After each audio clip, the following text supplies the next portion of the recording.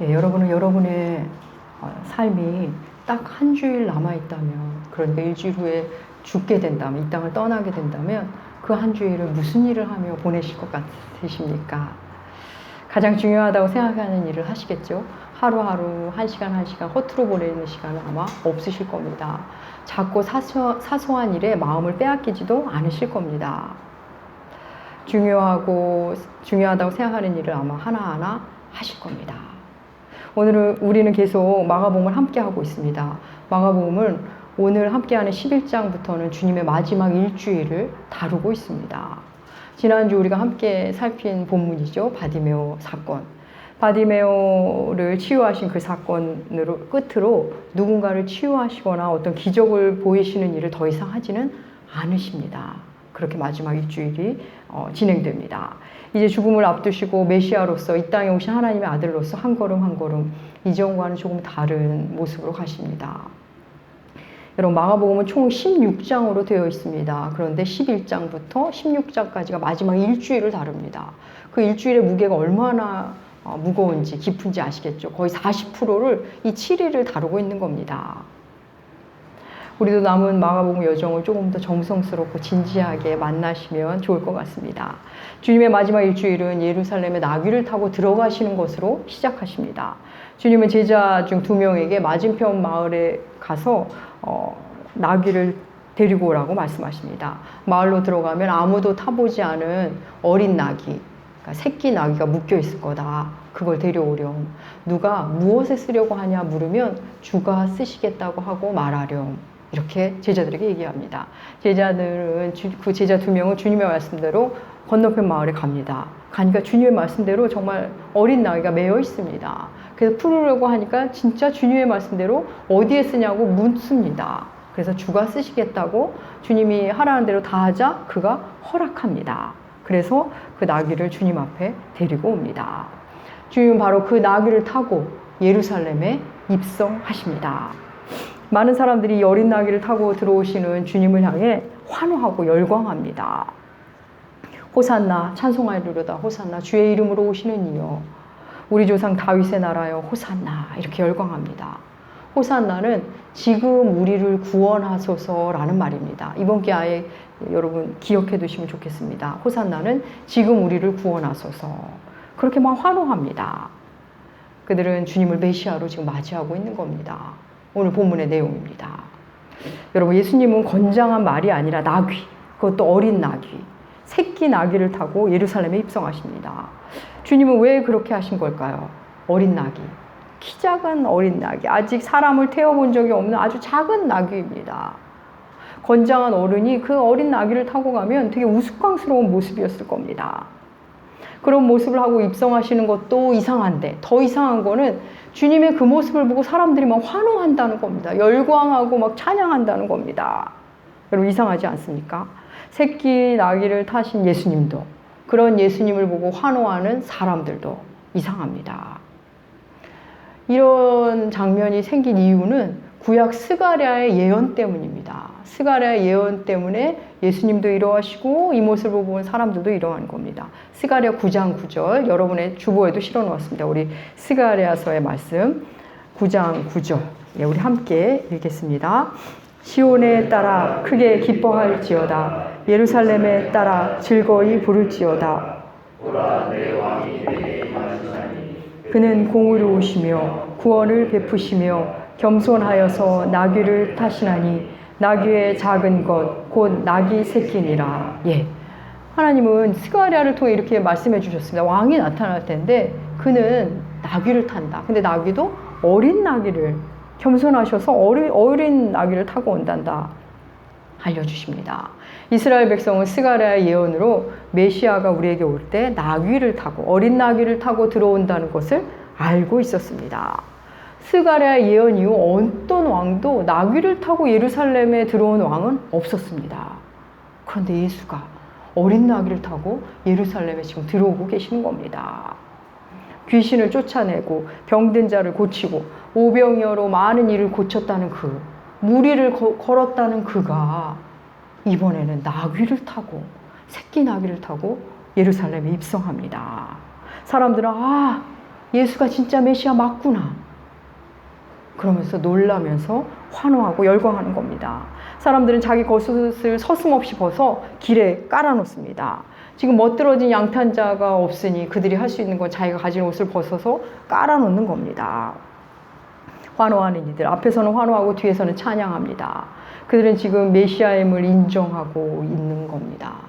여러분, 어른이 그 아직 어린 새끼 나귀를 타는 것은 되게 우스운 모습입니다. 그 탄 어른이 다리라도 길면 다리가 땅에 아마 끌리게 될 겁니다. 요즘 같으면 아마 동물 학대라는 소리를 들을 수도 있는 장면입니다. 그렇지만 스가랴의 예언을 알고 있는 이스라엘 사람들에게는 너무나 기쁘고도 의미 있는 그런 모습입니다. 사랑하는 여러분, 어린 나귀를 타고 들어오시는 주님의 모습, 이 모습은 하나님 나라의 통치 철학에 그대로 담겨 있는 모습입니다. 여러분, 왕이라면 당연히 백마 타고 들어와야 되는 거 아닙니까? 통치자라면 윤기가 좌르르 흐르는 아주 멋들어진 흑마라도 타고 들어와야 되는 거 아닙니까? 맞습니다. 그게 마땅합니다. 멋진 근위대들을 주변에 세우고 군악대들이 음악을 들려주고 그렇게 들어옵니다. 그런데 하나님 나라는 그렇게 시작하지 않습니다. 우리 구주 예수 그리스도는 사람들이 벗어놓은 겉옷에 어린 나귀를 타고 들어오십니다. 조금 크면 모를까 아직은 사람 한번 태워본 적 없는, 짐도 제대로 못 실을 쓸모없는 그 어린 나귀를 타고 들어오십니다. 여러분, 주님께서 지금 메시아임을 드러내는 증거로 이 이스라엘 백성에게 보여줄 때 지금 뭐가 제일 필요하죠? 어린 나귀가 필요합니다.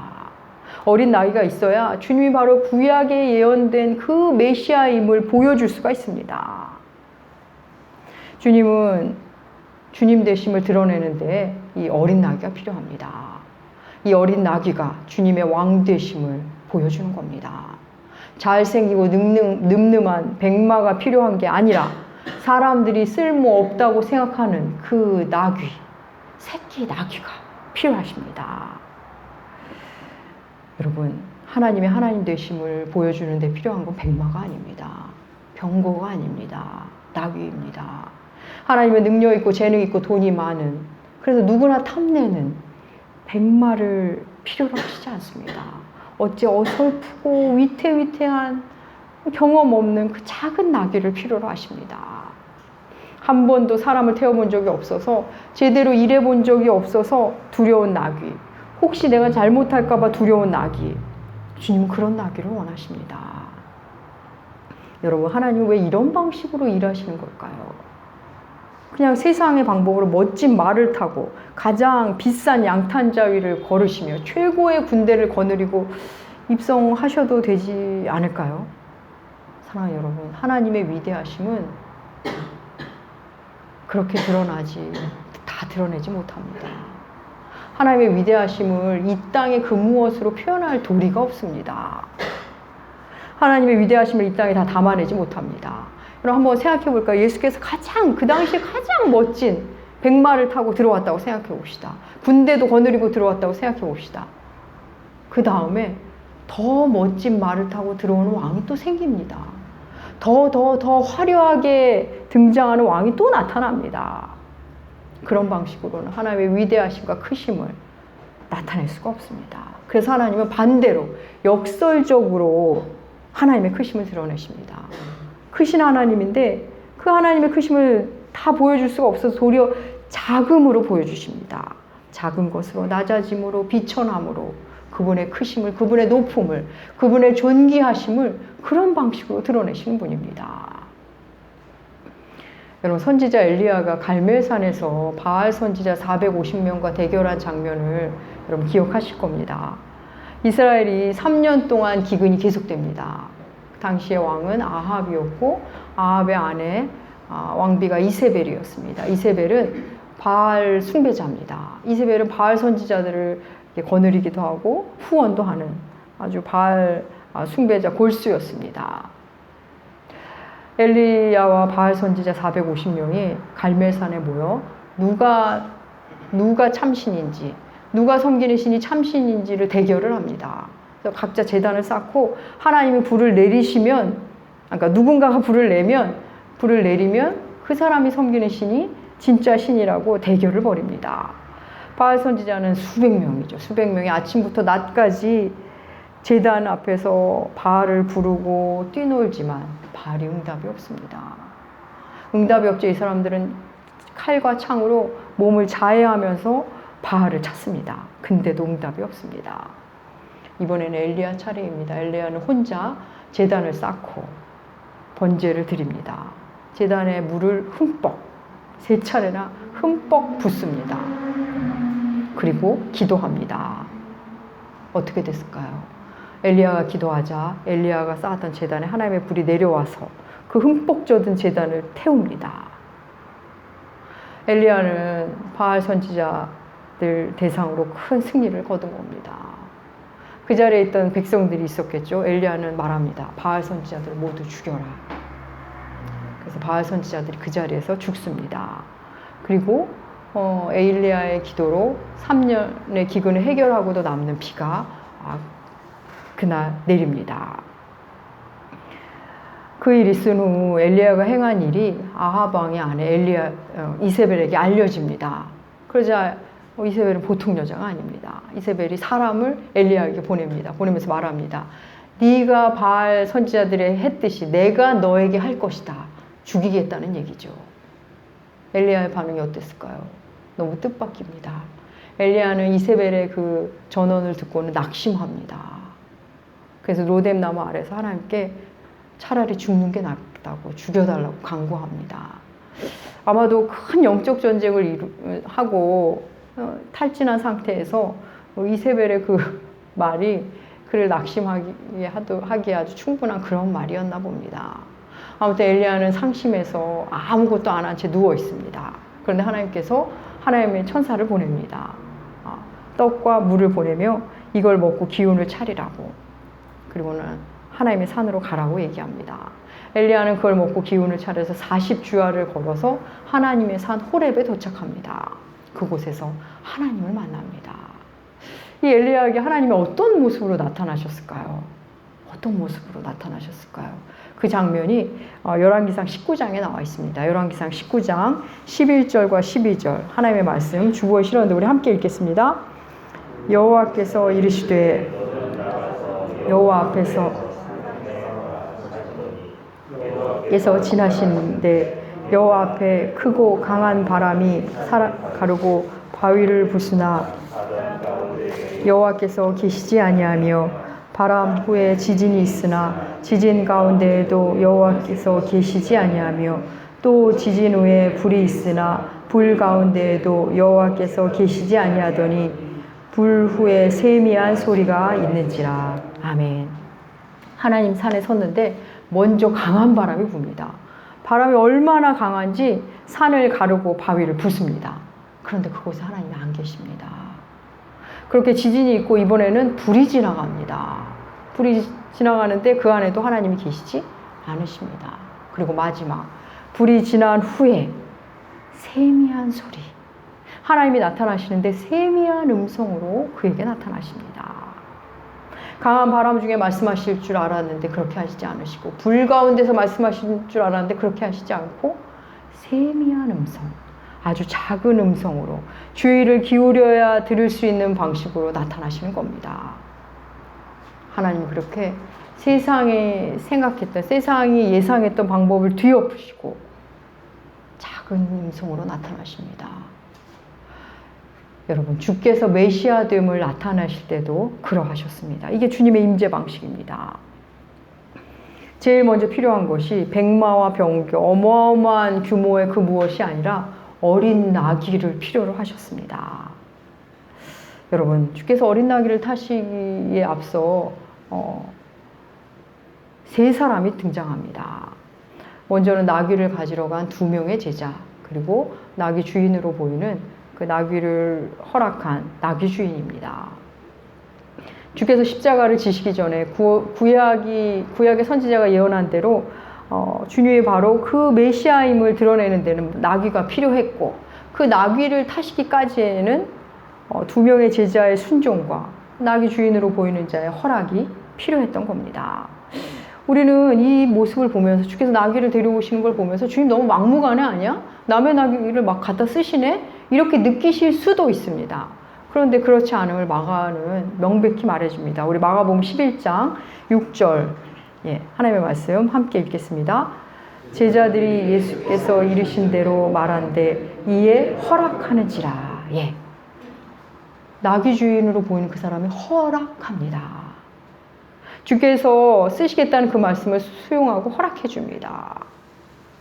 주님은 막무가내로 남의 소유, 누군가의 소유로 되어 있는 걸 막무가내로 쓰시는 분이 아닙니다. 주님은 두 제자가 만약 가지 않겠다고 하면 아마 다른 일을 보내셨을 것이고 그 나귀 주인이 싫다 하면 다른 나귀를 사용하셨을 수도 있습니다. 사랑하는 여러분, 우리는 주께서 쓰시겠다는 그 말씀에 너무 또 긴장할 때가 있습니다. 주께서 쓰시겠다는 어떡하지? 주께서 쓰시겠다는데 내가 어떻게 거절을 해? 맞습니다. 너무나 맞는 말이긴 한데 오늘 본문에서 우리가 지금 느껴지는 것, 주께서 쓰시겠다고 하는 것은 대단히 값비싸고 누구나 탐내는 그런 백마 같은 것이 아니었습니다. 짐이나 싣는 나귀, 그것도 아직 짐 싣기에 너무 부족한, 사람이 한번 타보지도 못한 어린 나귀였다는 겁니다. 아직은 그냥 쓸모없는 새끼 나귀, 그것을 주가 쓰시겠다고 말씀합니다. 여러분, 주께서 우리를 향해 주가 쓰시겠다고 말하는 것 중에는 이러한 것들이 의외로 많습니다. 거의 대부분 이런 겁니다. 그런데 우리는 때때로 어이없는 오류에 빠집니다. 대단한 것을 드릴 것처럼 결단도 하고 말하지만 지금 주님이 원하시는 그 작은 것을 못 내놓을 때가 있습니다. 세미한 음성으로 오셔서 아주 작은 것을 쓰시겠다는데 우리가 그 음성을 못 들을 때가 있다는 겁니다. 여러분, 아직 뭐 하나 제대로 해본 적 없는 이 어린 나귀, 이 나귀가 무엇을 위해 그 자리에 매여 있었을까요? 묶여 있는 걸까요? 쓸모없는 모습으로 묶여있는 이유는 바로 주님을 태우기 위함이었습니다. 거기에 묶여 있어서 쓰임을 받는 게 아니라 쓰임 받기 위해 묶여 있었던 겁니다. 저는 예전에 잡지사에서 일했습니다. 교회에서 어찌어찌 그 일이 알려지고, 그러니까 제가 집사일 때요. 그래서 그런지 목사님이 문서 선교 쪽 일만 있으면 저를 불러서 일을 시키셨습니다. 교회에서 내는 소책자가 있다던가 무슨 교회 소개글을 써야 한다든가 홈페이지 내용을 작성해야 한다는 것을 늘 불려다니면서 때로는 진짜 밤을 새면서도 그런 일을 해왔습니다. 근데 제가 그 일을 하면서 이런 생각을 했습니다. 아, 내가 잡지사에 있었다고 이런 일을 하게 되는구나. 그 경력이 있어서 이런 일을 시키시는구나 라는 생각이 들었습니다.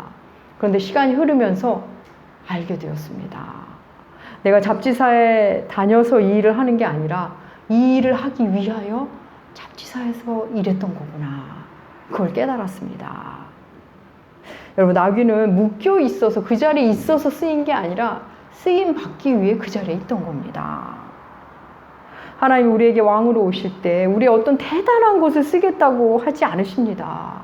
내가 가지고 있는 어떤 것 중 이게 뭐 어디 과연 쓸 데가 있을까? 더 이상 뭐 쓸모가 없을 것 같은데 하는 그거를 쓰시겠다고 얘기하실 때가 있습니다. 여러분, 그것을 기억하셔야 합니다. 세상은 네가 훌륭해야 누가 쓰지, 공부를 잘해야 쓰지, 능력이 있어야지, 외모가 잘나야지, 자격증이 있어야 널 쓰지. 맞습니다. 세상은 그런 거 맞습니다. 세상은 아직 사람을 태워보지 못한 그런 경험도 없고 경력 없는 나귀 관심이 없습니다. 그냥 쓸모없는, 눈길도 안 줍니다. 조금 짐을 진다면 모를까 관심 두지 않습니다. 그런데 하나님은 바로 그 나귀를 원하십니다. 그 나귀가 필요하다 하십니다. 나귀 주인에게 이 나귀는 누군가 100마를 가져와서 바꾸자 그러면 옳다구나 신나게 바꿀 만한 그런 존재밖에 안 되는 그런 나귀입니다. 그런데 하나님이 바로 그것을 원하신다는 겁니다. 여러분, 주께서 쓰시겠다, 주가 쓰시겠다는 이 말은 주님의 주권을 드러내는 말입니다. 어디다 쓸 것인지, 어떻게 쓸 것인지는 여러분 중요하지 않습니다. 누가 쓰느냐가 중요합니다. 주가 쓰시겠다. 여러분 그거면 됩니다. 무엇에 쓰실지 어떻게 쓰실지는 하나님이 알아서 하십니다. 무엇에 쓰실지 어떻게 쓰실지는 여러분 우리에게는 우리와는 무관한 일입니다. 주가 쓰시겠다. 그게 가장 중요한 겁니다. 사랑하는 여러분, 여러분이 가진 재능, 소유, 능력, 시간 주께서 쓰시겠다 하면 그게 최고의 영광이고 그게 최고의 성공입니다. 사랑하는 여러분, 우리는 이걸 두려워했으면 좋겠습니다. 내 눈에 쓸모없어 보이는 것을 주가 쓰시겠다 하실 때 그걸 못 듣는 건 아닌지, 못 알아듣고 있는 건 아닌지 그걸 두려워하셨으면 좋겠습니다.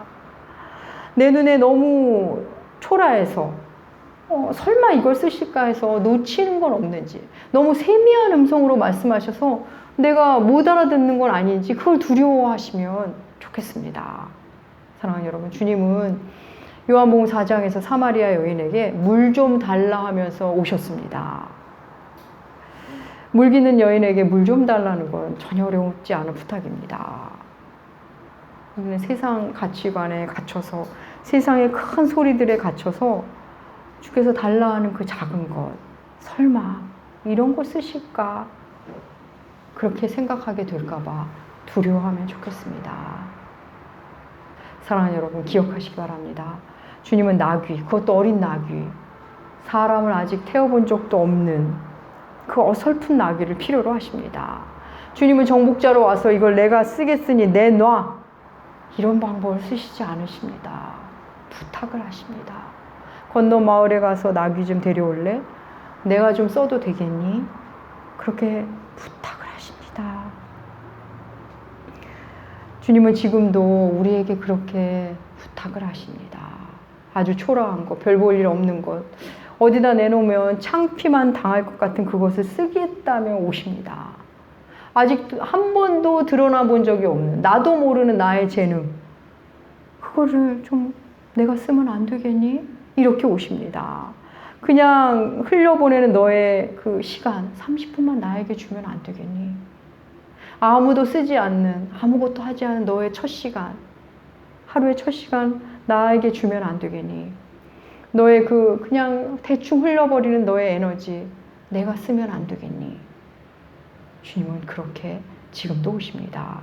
사랑하는 여러분, 사람을 태워본 적 없는 그 어린 나귀가 주님을 태웠을 때 굉장히 어설펐을 겁니다. 하지만 나귀는 최선을 다했을 겁니다. 난 해본 적이 없으니 두려웠을 겁니다. 겁나는데 어떻게 하지? 그렇지만 최선을 다합니다. 사랑하는 여러분, 하나님 나라는 그런 사람으로부터 시작됩니다. 하나님의 통치는 그렇게 찾아옵니다. 사랑하는 여러분, 주님은 어린 나귀가 필요하십니다. 내 어린 나귀를 타심으로 나의 왕이 되십니다. 내가 어린 나귀가 되어 주님을 어설프지만 지극정성으로 모실 때 주님이 나의 왕이 되십니다. 사랑하는 여러분, 주께서 쓰시겠다, 그 세미한 음성을 들으시면 좋겠습니다. 그리고 들려올 때 기쁨으로 반응하십시오. 이거라도 쓰시겠다면, 부족한 저를 쓰시겠다면, 제가 주께 드릴 게 있다는 것을 기쁨으로 받아들이고 반응하시길 축복합니다. 그래서 내가 주께 드릴 수 있다는 것에 감격하시면서 그리 사시면 좋겠습니다. 그래서 그렇게 시작된 삶, 기쁘게 조심조심 주님 나라를 섬기며 사는 여러분들, 그리고 나무교회 되시기 축복합니다. 기도하겠습니다. 하나님 아버지, 감사합니다. 어린 나귀, 세상에서 쓸모없는 그것으로 주의 메시아됨을 드러내시는 놀라운 주님, 그 통치 방식을 우리에게 알려주시니 감사합니다. 하나님, 주가 쓰시겠다는 그 말씀에 기쁨으로 반응하며 주께 나아가는 우리가 되게 하여 주시옵소서. 주가 쓰시겠다는 그 세미한 음성을 놓치지 않는 우리가 되도록 주님 매일매일 인도하여 주시옵소서. 주의 왕되심의 자리에 쓰임받는 나귀로 살게 하여 주시옵소서. 감사드리며 존귀하신 예수님의 이름으로 기도합니다. 아멘. 다 함께 일어나셔서 일어나셔서